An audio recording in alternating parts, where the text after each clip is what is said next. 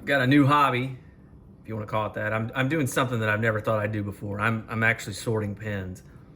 In almost all circumstances, this never makes sense.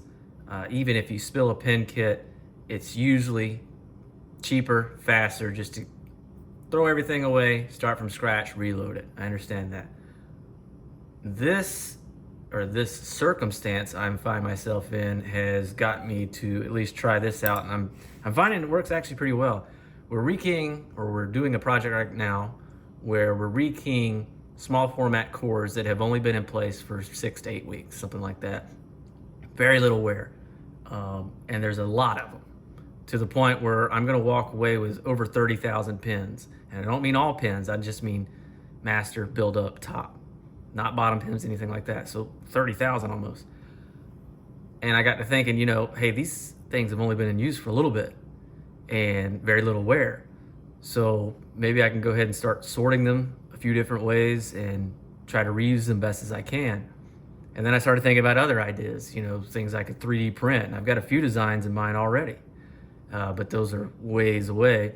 But for now, I was going to start a series of videos kind of showing my progression as I figure out how to sort these the most efficient and easiest way possible.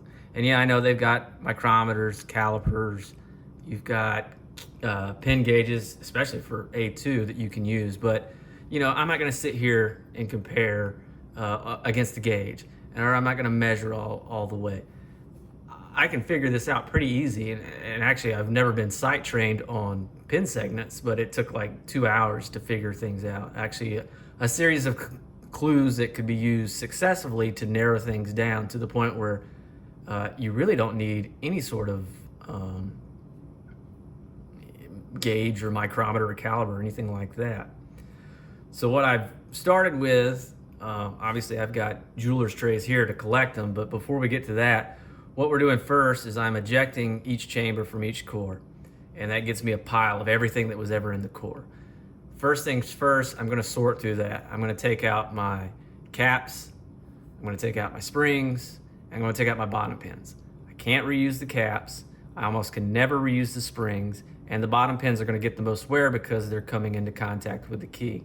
And that's not to say that the top, build up, and master pins don't get any sort of wear. They do, but not to the extent that bottom pins do. I mean, they're going to get a little bit of rubbing around the diameter once they come in contact with the chambers.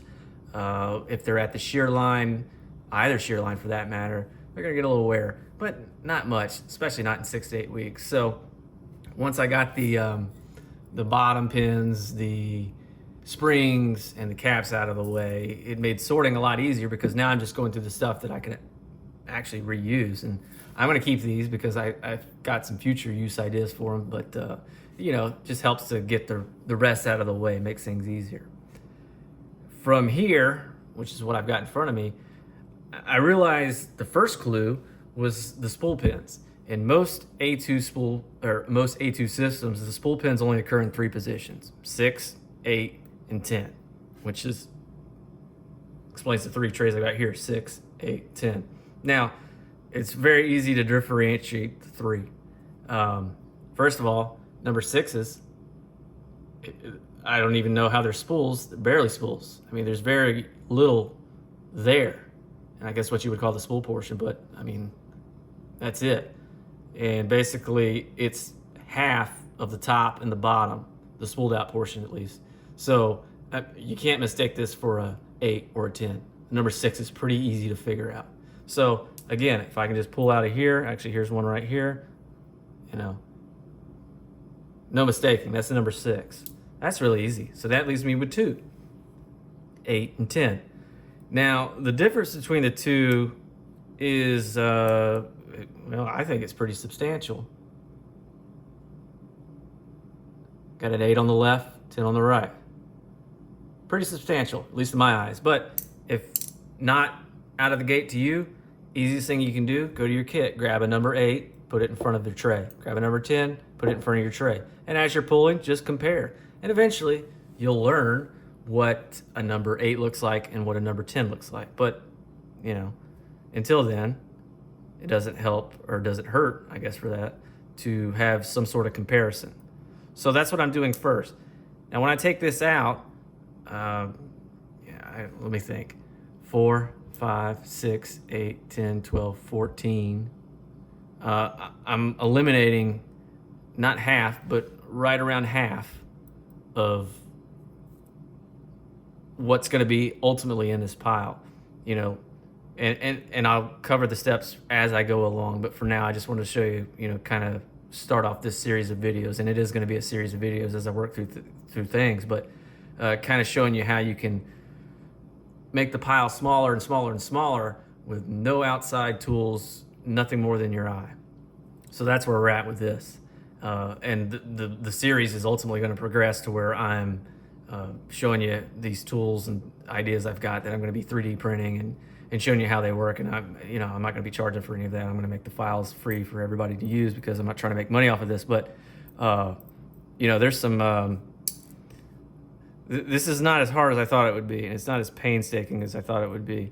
But small format's a different beast from Medico or just standard pen tumblers, and I've got ideas for that, processes in mind, and we'll cover that one day. Again, this sort of thing isn't for normal use. I wouldn't advise anybody that's pulling or ejecting pins from cores or pulling pins from regular cylinders to just start saving the pins and then reuse them, because beyond a year or maybe even less, depending on how much use they get, not a good idea to start reusing pins that have excessive wear, because then you're going to get cylinder failure, core failure, interoperability, all kinds of callback nightmares that you don't want.